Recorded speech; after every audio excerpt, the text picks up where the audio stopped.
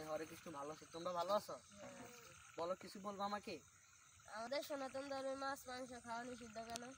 আমাদের সনাতন বেদে বলা হয়েছে, বেদে উল্লেখ করা হয়েছে যে সনাতন ধর্মের 4টা পাপ কর্ম।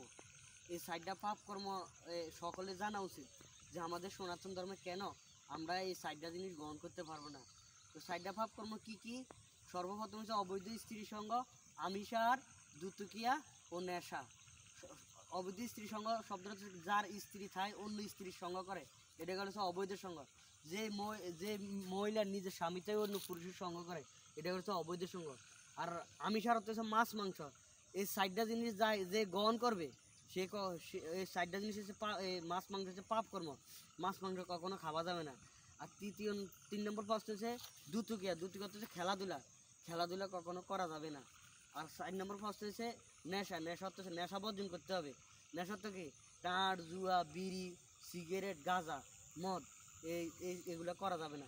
এটা হচ্ছে আমাদের সনাতন ধর্মের সর্বপ্রথম 4টা পাপ কর্ম। এই 4টা পাপ কর্ম থেকে আমাদেরকে বিরত থাকা উচিত।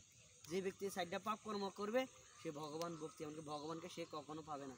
তো যারা বৈষ্ণব, যারা ভক্ত, যারা ভগবানের ভক্ত, তারা এই 4টা পাপ কর্ম থেকে দূরে থাকে। অবৈধ স্ত্রী সঙ্গ, আমিষার, দুতুকিয়া, নেশা। হরে কৃষ্ণ। জেনেছ? হরে কৃষ্ণ। হরে কৃষ্ণ।